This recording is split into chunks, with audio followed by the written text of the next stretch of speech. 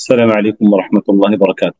بسم الله الرحمن الرحيم، الحمد لله والصلاة والسلام على رسول الله وعلى آله وصحبه ومن والاه، أما بعد. أعوذ بالله السميع العليم من الشيطان الرجيم من همزه ونفخه ونفثه. بسم الله الرحمن الرحيم. رب اشرح لي صدري ويسر لي أمري واحلل عقدة من لساني يفقهوا قولي. سبحانك لا علم لنا إلا ما علمتنا إنك أنت العليم الحكيم. اللهم لا سهل إلا ما جعلته سهلا وأنت تجعل الحزن إذا شئت سهلا.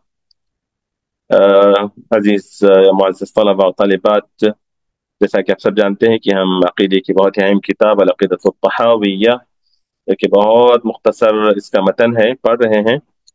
بہت زیادہ تفصیل میں جانے کی ہم کو ضرورت نہیں ہوگی انشاءاللہ۔ جہاں آپ لوگ محسوس کریں سوال کر لیں، پھر ہم تفصیل میں جائیں گے، ورنہ اس میں جو باتیں بتائی گئی ہیں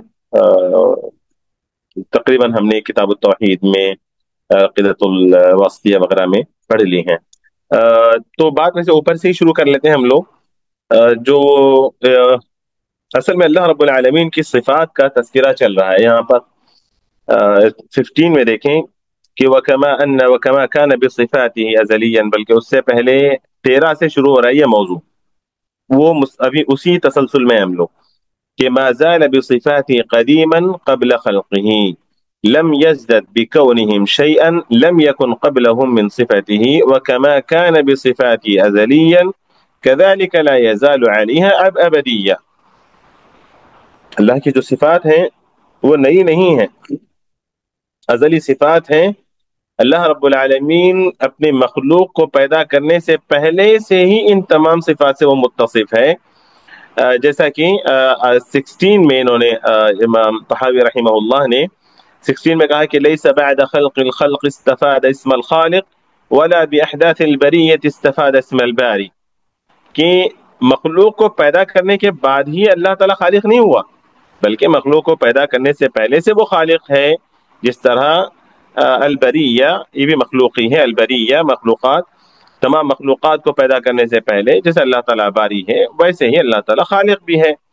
لہو معنی الربوبیت ولا مربوب ومعنی الخالق ولا مخلوق، کہ اللہ رب العالمین کو کی جو ربوبیت ہے بغیر مربوب کے ربوبیت ہے، مطلب رب ہونے کے لیے رب العالمین کے کو مربوب کی ضرورت نہیں ہے۔ مربوب سمجھ رہے ہیں نا، وہی رب کا مفعول ہے، ٹھیک ہے؟ تو رب ربوبیت سے متصف ہونے کے لیے اللہ رب العالمین کو مربوب کی ضرورت نہیں ہے، جس طرح خالق کی صفت سے متصف ہونے کے لیے مخلوق کی ضرورت نہیں ہے۔ تو یہ ہم نے اپنے خیال میں پڑھ لیا تھا۔ اس کے بعد وَكَمَا أَنَّهُ مُحْيِي الْمَوْتَى، مزید واضح کر رہے ہیں کہ جس طرح اللہ رب العالمین مردوں کو زندہ کرنے سے پہلے سے وہ، یعنی مردوں کو زندہ کرنے کے بعد اللہ تعالیٰ محی ہوا نہیں، بلکہ زندہ کرنے سے پہلے سے وہ محی ہے۔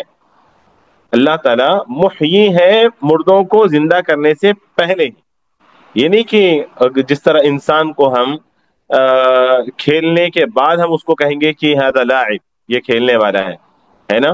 یہ کھانے کے بعد ہم کہیں گے کہ ھذا آکل، یہ کھانے والا ہے، اور پڑھنے کے بعد ہم کہیں گے کہ یہ پڑھنے والا ہے۔ لیکن اللہ رب العالمین کا معاملہ ایسا نہیں ہے۔ اللہ رب العالمین کا معاملہ ان تمام یعنی اللہ رب العالمین تمام صفات سے متصف ہے اپنے مخلوق کے پیدا کرنے سے پہلے، جیسے محیی متصف ہے، اللہ رب العالمین محیی کے صفت سے متصف ہے مردوں کو زندہ کرنے سے پہلے، ٹھیک؟ کذالک استحق اسم الخالق قبل انشائہم۔ تو اب آگے پڑھ رہے ہیں کیوں یہ سب چیزیں، ذالک بانہ، یہ ہے نتیجہ ہے، یہ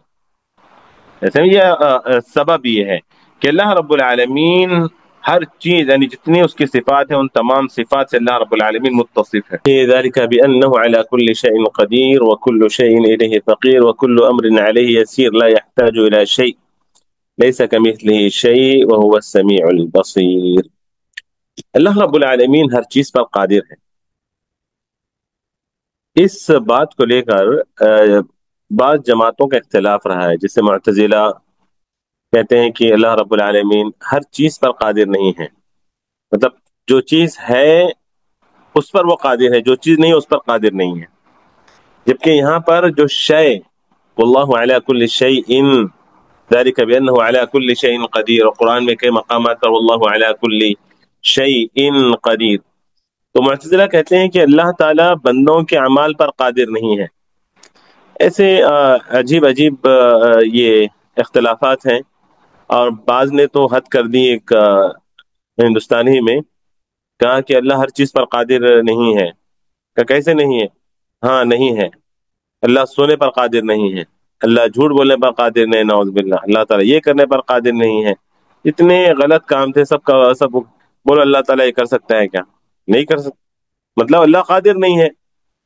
تو اس طرح کے لوگ اعتراضات کرتے ہیں اور اس طرح کی باتیں پیش کرتے ہیں۔ تو قرآن کہتا ہے کہ واللہ علی کل شیء قدیر، شے جو ہے اور جو نہیں ہے۔ اب یہاں پر ایک اور اعتراض کی، جو معدوم ہے وہ بھی کچھ شے ہے کیا؟ جو نہیں ہے وہ بھی شے ہے کیا؟ سوال سمجھ رہے ہیں آپ لوگ؟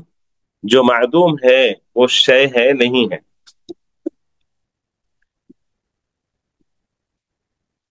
تو معدوم تحقیق کے مطابق جو معدوم ہے وہ چیز نہیں ہے، وہ شے نہیں ہے، یعنی خارج حقیقت میں شے نہیں ہے، لیکن وہ بھی ایک چیز ہے۔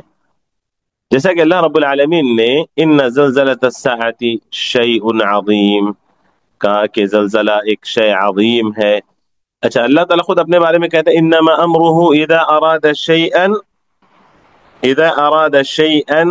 ان یقول له کن فیکون۔ جب اللہ رب العالمین کسی چیز کا ارادہ کرتا ہے تو ہمارا عقیدہ اور ہمارا ایمان یہ ہے کہ جو چیز نہیں ہے اللہ رب العالمین اس کے بارے میں بھی جانتے ہیں اور اس کا علم رکھتے ہیں، اور جب چاہتے ہیں اس کو وجود میں لاتے ہیں۔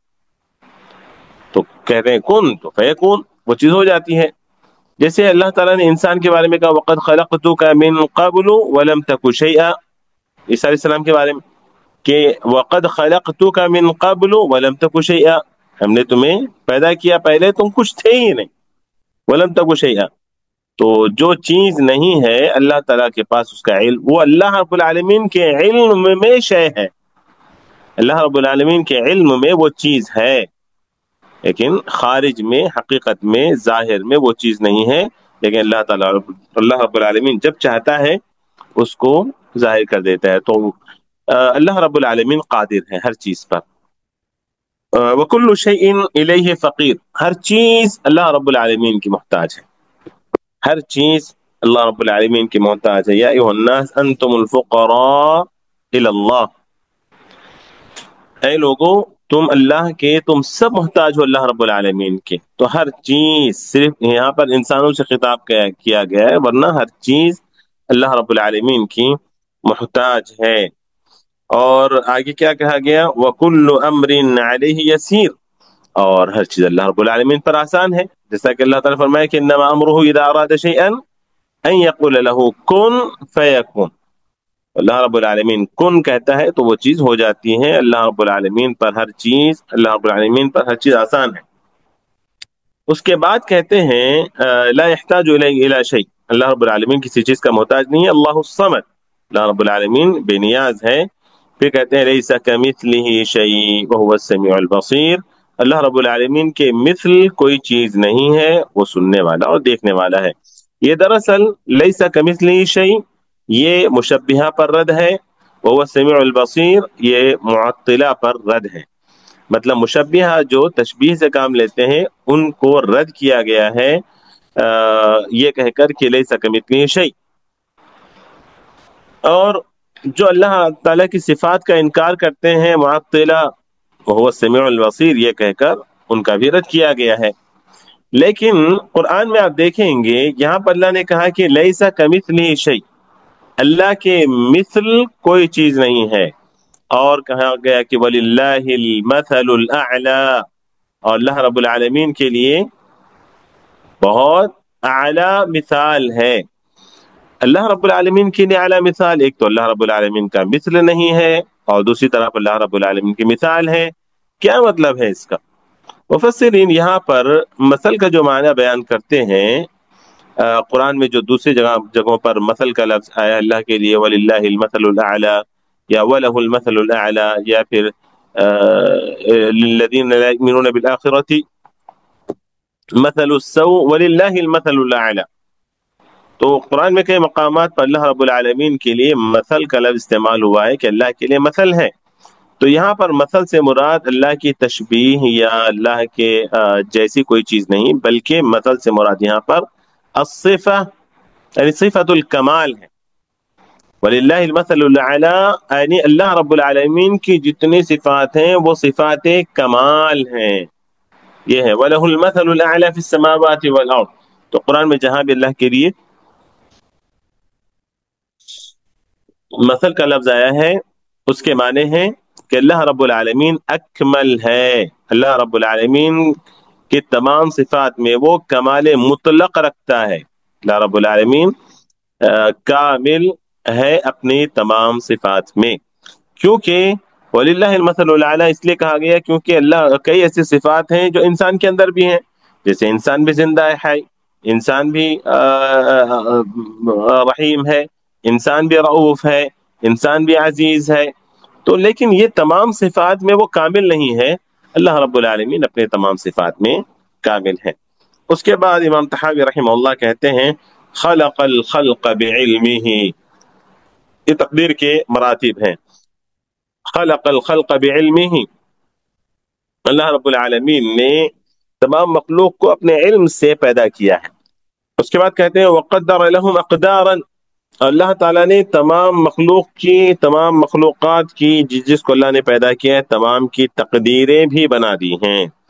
وضرب لهم آجالا، اللہ رب العالمین نے مخلوق میں سے ہر ایک کی موت کو مقرر کر دیا ہے. وضرب لهم آجالا، آجال اجل کی جمع ہے، وقت مقرر یعنی موت، آخری وقت کو بولتے ہیں. تو اللہ رب العالمین نے تمام مخلوق کو پیدا کیا اپنے علم سے اور سب کی تقدیریں اللہ نے لکھی ہیں، اور ہر ایک کے موت کا وقت بھی اللہ رب العالمین نے مقرر کر دیا ہے. لم يخف علیہ شیء قبل ان یخلقهم، کوئی چیز یعنی مخلوق کے پیدا کرنے سے پہلے اللہ رب العالمین پر کوئی چیز مخفی نہیں تھی. جیسا کہ اس سے پہلے میں نے بتایا کہ تمام صفات میں اللہ رب العالمین متصف ہے مخلوقات کے پیدا کرنے سے پہلے، اور ہر چیز کا علم ہے اس چیز کے وجود میں آنے سے پہلے.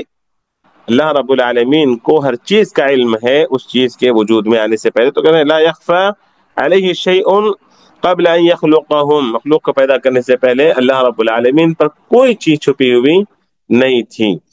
اور اس کے بعد کہا کہ وعلم ما هم عاملون قبل ان یخلقهم. اللہ اکبر. اللہ رب العالمین مخلوق کو پیدا کرنے سے پہلے سے جانتا ہے کہ وہ اپنی زندگی میں کیا کیا کارنامے انجام دینے والے ہیں، کیا کیا کام کرنے والے ہیں. اللہ رب العالمین کے علم میں ہے. وَأَمَرَهُمْ بِطَاعَتِهِ، سب موٹی موٹی باتیں ہیں اس میں. وَأَمَرَهُمْ بِطَاعَتِهِ، اللہ رب العالمین نے مخلوق کو اپنی اطاعت کا حکم دیا اور اپنی معصیت سے روکا ہے. وَنَهَاهُمْ عَنْ مَعْصِيَتِهِ. وَكُلُّ شَيْءٍ يَجْرِي بِتَقْدِيرِهِ وَمَشِيَتِهِ، ہر چیز اس کی تقدیر اور اس کی مشیت سے ہی چلتی ہے. وَمَشِيَتُهُ تُنْفَذ، اور اللہ رب تنفذ، اللہ رب العالمین کی جو مشیت ہے وہ نافذ ہو کر رہے گی. لا مشیت للعباد الا ما شاء لهم، لیکن انسانوں کی جو مشیت ہے وہ اللہ کی مشیت کے تابع ہے. کہتے ہیں لا مشیت للعباد یعنی بندوں کی کوئی مشیت نہیں ہے، الا ما شاء لهم مگر جو اللہ تعالیٰ ان کے لیے چاہے. مطلب اس کا ترجمہ نے کیا کہ بندوں کی مشیت اللہ کی مشیت کے تابع ہے. فما شاء لهم كان، اللہ اپنے بندوں کے لیے جو چاہتا ہے وہ ہوتا ہے. وما لم يشاء لم يكن، اور جو نہیں چاہتا وہ نہیں ہوتا ہے. یہدی من یشاء، اللہ رب العالمین جس کو چاہتا ہے ہدایت دیتا ہے. ویعصم ویعافی فضلا، یعنی اللہ رب العالمین جسے چاہتا ہے ہدایت دیتا ہے اور اپنے فضل و کرم سے ہر ایک کی حفاظت فرماتا ہے، ہر ایک کو عافیت دیتا ہے. یعصم حفاظت کرتا ہے، اور فضلاً اپنے فضل و کرم سے. وَيُضِلُّ مَن يَشَاءُ، اور جسے چاہتا ہے اللہ رب العالمین گمراہ کر دیتا ہے. وَيَخْذُلُ وَيُبْتَلَى عَدْلًا، اور جسے چاہتا ہے اللہ تعالیٰ ذلیل کر دیتا ہے. لیکن ان تمام چیزوں میں اللہ کا فضل ہے، عزت دینے میں، عافیت دینے میں، حفاظت کرنے میں اللہ کا فضل ہے. اگر رسوائی ہے، ذلت ہے، تو آزمائش ہے، تو اللہ کا عدل ہے، اس کا انصاف ہے، اس کی حکمت ہے. تو اسی لیے کہا کہ وَيَعْصِمُ وَيُعَافِي فَضْلًا، یعنی حفاظت کرتا ہے، عافیت دیتا ہے اپنے فضل و کرم سے. وَيُضِلُّ مَن يَشَاءُ وَيَخْذُلُ وَيَبْتَلِي عَدْلًا، اور گمراہ کر دیتا ہے جس کو چاہتا ہے، اور رسوا کرتا ہے اور آزمائش میں مبتلا کرتا ہے، یہ عدل و انصاف کے ساتھ، عدل و انصاف کی بنیاد پر. تو یہ جو اچھے کام ہے وہ اللہ کا فضل ہے، اور جو منفی چیزیں انسان کے ساتھ ہوتی ہیں وہ اللہ رب العالمین کا عدل ہے، اس کا انصاف ہے، اس کی حکمت ہے، اس کی بنیاد پر اللہ رب العالمین کرتے ہیں. تو یہاں پر ہم لوگ رک جاتے ہیں. ٹھیک ہے، انشاءاللہ ملاقات کریں گے اگلے ہفتے ہم لوگ. سبحانک اللہم و بحمدک، اشہد ان لا الہ الا انت، استغفرک واتوب الیک. السلام علیکم ورحمۃ اللہ وبرکاتہ.